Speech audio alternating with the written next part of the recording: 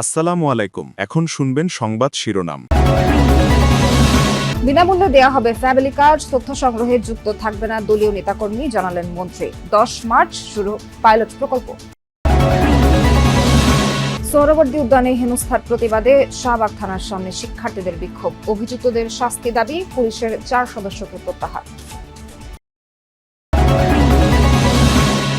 আবারও সরকার বিরোধী বিক্ষোভে উত্তাল ইরান, সমঝোতা না হলে কঠিন পরিণতির হুমকি ট্রাম্পের, প্রতারণা করা হলে পাল্টা জবাব দেওয়ার হুঁশিয়ারি তেহরানের। মেক্সিকোর মাদক সম্রাট এল মেনচোর মৃত্যু ঘিরে জালিস্কোতে সহিংসতা, ন্যাশনাল গার্ডের 27 সদস্য সহ 2 দিনে প্রাণহানি, 70-এর বেশি। আসসালামু আলাইকুম। এতক্ষণ শুনছিলেন সংবাদ শিরোনাম, এখন শুনবেন বিস্তারিত। ঈদের আগেই 10 মার্চ থেকে শুরু হচ্ছে ফ্যামিলি কার্ড বিতরণ কার্যক্রম। প্রাথমিকভাবে দেশের 14টি উপজেলার একটি ইউনিয়নের একটি ওয়ার্ডে এই কার্ড বিতরণ করা হবে। কার্ডধারী পরিবার পাবে মাসিক 2,500 টাকার সরকারি সহায়তা। প্রধানমন্ত্রী তারেক রহমানের সঙ্গে এ সংক্রান্ত মন্ত্রিসভা কমিটির বৈঠকে এই সিদ্ধান্ত নেওয়া হয়েছে। সমাজ কল্যাণ মন্ত্রী জানান, কার্ড বিতরণে কোনো রাজনৈতিক বা ধর্মীয় পরিচয় গুরুত্ব পাবে না। এদিকে দেশের স্বার্থ অগ্রাধিকার দিয়ে চট্টগ্রাম বন্দরের নিউমোরিং কন্টেইনার টার্মিনালের বিষয়ে সরকার সিদ্ধান্ত নেবে বলে জানিয়েছেন বিডা চেয়ারম্যান। দেশের হতদরিদ্র, দরিদ্র ও স্বল্প আয়ের নারীদের স্বাবলম্বী করতে ফ্যামিলি কার্ড দেওয়ার রাজনৈতিক প্রতিশ্রুতি ছিল বিএনপি সরকারের। ক্ষমতায় আসার পর এ বিষয়ে সবচেয়ে বেশি গুরুত্ব দেন প্রধানমন্ত্রী তারেক রহমান। গঠন করেন অর্থমন্ত্রীর নেতৃত্বে মন্ত্রিসভা কমিটি। মঙ্গলবার কমিটির সদস্যদের সঙ্গে বৈঠক করেন প্রধানমন্ত্রী। তাদের সুপারিশে দেশের 14টি জেলা দিয়ে শুরু হচ্ছে কার্ড বিতরণের পরীক্ষামূলক কার্যক্রম। কার্ডধারী পরিবারকে চাল, ডাল, লবণ সহ নিত্যপণ্য কিনতে দেওয়া হবে মাসিক 2,500 টাকা করে। 10 মার্চ এই কার্যক্রমের উদ্বোধন করবেন সরকার প্রধান। সেই 14টি জেলার উপজেলার মধ্যে থেকে একটা ইউনিয়নের একটা ওয়ার্ডকে আমরা ইউনিভার্সালি এখানে আপনার ফ্যামিলি কার্ড বিতরণ করা হবে এবং সেটার উদ্বোধন করবেন মাননীয় প্রধানমন্ত্রী ইনশাআল্লাহ আগামী 10ই মার্চ। প্রথম একটা ওয়ার্ড, তারপর একটা ইউনিয়ন, তারপর আরেকটি ইউনিয়ন, এভাবে আমরা গ্রাজুয়ালি এটাকে কাভার করব এবং এভাবেই সারা বাংলাদেশ এটার সেবা পাবে। যে কতজন পাওয়ার উপযুক্ত ওই কতজনই পাবে। সরকারি এমন সহায়তা ঘিরে বরাবরই রাজনীতিকরণের অভিযোগ ওঠে। সেই বাস্তবতায় উপজেলা কার্ড বিতরণের নেতৃত্বে থাকবেন উপজেলা নির্বাহী কর্মকর্তা সহ সরকারি কর্মচারীরা। কোনো ধরনের রাজনৈতিক বিশ্বাস, কোনো ধরনের ধর্মীয় ডিসক্রিমিনেশন কিছুই হবে না। এটি হবে ইউনিভার্সাল একটি কার্ড। প্রোগ্রামটা রাজনৈতিক, কর্মসূচি বাস্তবায়ন করবে সরকার এবং সরকারি কর্মকর্তা কর্মচারী। সোমবার রাতে সোহরাওয়ার্দী উদ্যানে হেনস্থার প্রতিবাদে রাজধানীর শাহবাগ থানার সামনে বিক্ষোভ করেছেন ঢাকা বিশ্ববিদ্যালয়ের শিক্ষার্থীরা। অভিযুক্ত পুলিশ সদস্যদের শাস্তি দাবি জানান তারা।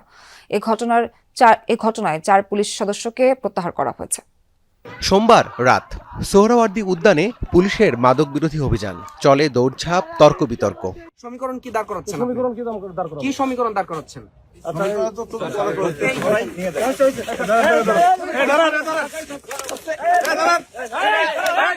অভিযানের এক পর্যায়ে চড়াও হয় পুলিশ। এ সময় সংবাদ সংগ্রহ করতে যাওয়া কয়েকজন সাংবাদিক আহত হন বেধড়ক মারধরে। পেশাগত পরিচয় দেবার পরও পেটায় অতি উৎসাহী কয়েকজন। এ ঘটনায় ক্ষুব্ধ ভুক্তভোগী সাংবাদিক ও শিক্ষার্থীরা। তাদের অভিযোগ, কোনো কারণ ছাড়াই তাদের মারধর করেছে পুলিশ। মাদক বিরোধী অভিযানের নামে যাকে তাকে আপনি লেবেলিং করতে পারেন না প্রমাণ ছাড়া।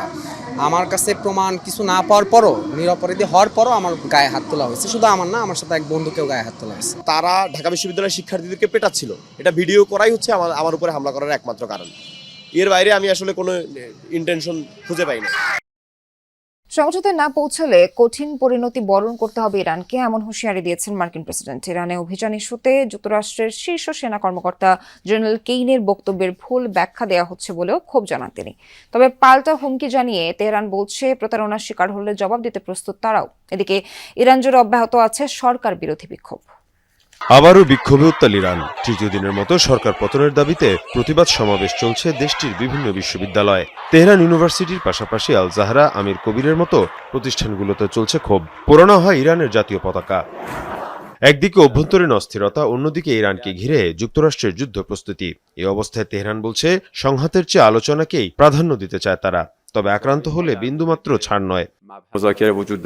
আমাদের অবস্থান স্পষ্ট, সেটি হলো পারমাণবিক ইস্যুতে সিদ্ধান্তে পৌঁছানো এবং মার্কিন নিষেধাজ্ঞা শেষ করা। আশা করি আগামী 2-3 দিনের মধ্যে আরেকটি রাউন্ডের আলোচনা হবে। তবে আমরা যদি দেখি যুক্তরাষ্ট্র আমাদের সাথে প্রতারণা করছে, আমরা অবশ্যই যথোপযুক্ত অবস্থান নেব। আমাদের সামরিক বাহিনী অবশ্যই আরো সতর্ক থাকবে। এদিকে মার্কিন প্রেসিডেন্ট ডোনাল্ড ট্রাম্পের হুঁশিয়ারি, সমঝোতায় ব্যর্থ হলে কঠিন পরিণতি ভোগ করতে হবে ইরানকে। বিভিন্ন গণমাধ্যমে জয়েন্ট চিফ অব স্টাফের চেয়ারম্যান জেনারেল ড্যান কেইনের মন্তব্যের ভুল ব্যাখ্যা দেওয়া হচ্ছে বলেও ক্ষোভ জানান তিনি।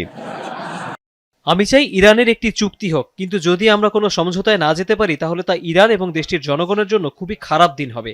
পুরো বিষয়টির দায়িত্ব দেওয়া হয়েছে জেনারেল কেইনকে। তিনি অভিজ্ঞ একজন যোদ্ধা।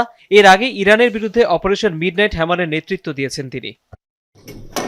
এ অবস্থায় সংঘাতের পথে না গিয়ে আলোচনার মাধ্যমে সংকট সমাধানের আহ্বান জাতিসংঘের।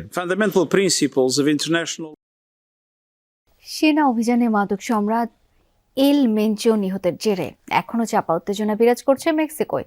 10,000-এর বেশি সেনা মোতায়েন করে কিছুটা নিয়ন্ত্রণে আনা হয়েছে পরিস্থিতি।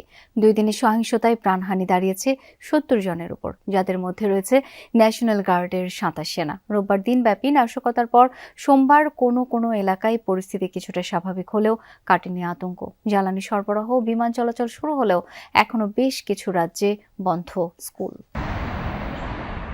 রাস্তায় ছড়িয়ে ছিটিয়ে আছে আগুনে পুড়ে ছাই হয়ে যাওয়া বহু গাড়ি, এখনো উঠছে ধোঁয়া। রোববার মেক্সিকোয় দিনব্যাপী চলা ব্যাপক ধ্বংসযজ্ঞের চিহ্ন এগুলো। একদিনের তাণ্ডব শেষে সোমবার কিছুটা স্বাভাবিক হতে শুরু করে পরিস্থিতি। প্রেসিডেন্ট ক্লদিয়া শেনবাউম জানিয়েছেন, সব কার্যক্রম প্রায় স্বাভাবিক হয়ে এসেছে। শুরু হয়েছে জ্বালানি সরবরাহ। পরিস্থিতি নিয়ন্ত্রণে রাখতে দেশ জুড়ে মোতায়েন করা হয়েছে 10,000-এরও বেশি সেনা। বেশ কয়েকটি এয়ারলাইন্স ফ্লাইট বিলম্ব ও বাতিল করলেও স্বাভাবিকভাবে কাজ করছে বেশিরভাগ বিমানবন্দর। এখনও আতঙ্ক কাটেনি সেখানে অবস্থানরত বিদেশিদের। গতকাল আমরা খুবই ক্ষুধার্ত ছিলাম। কোনো খাবার ছিল না, কিচ্ছু না, কোনো দোকান খোলা ছিল না। ভয়াবহ একটি দিন ছিল। আমার মেয়ের চোখের সামনে একটি গাড়িতে আগুন লাগিয়ে দেয় এক সন্ত্রাসী। আমাদের চারদিকে আগুন জ্বলছিল। আবারও সহিংসতার শঙ্কায় এখনো বন্ধ বেশ কিছু রাজ্যের শিক্ষা প্রতিষ্ঠান। বিশেষ করে হালিস্কো, নারাইত, কলিমার মতো ঝুঁকিপূর্ণ রাজ্যগুলোয় নেওয়া হয়েছে বিশেষ নিরাপত্তা। রোববার এক সেনা অভিযানে মাদক সম্রাট এল মেনচো আটক ও নিহতের খবর ছড়িয়ে পড়তেই ব্যাপক নাশকতা আর তাণ্ডব শুরু করে তার পরিচালিত মাদক চক্র সিজেএনজির সদস্যরা। রাস্তায় স্পাইক ও পেরেক ফেলে বন্ধ করে দেয় যান চলাচল। পথে পথে অগ্নিসংযোগ করে ছড়ায় আতঙ্ক। সেনাদের লক্ষ্য করেও গুলি চালায় সন্ত্রাসীরা। হালিস্কো ও গুয়াদালাহারা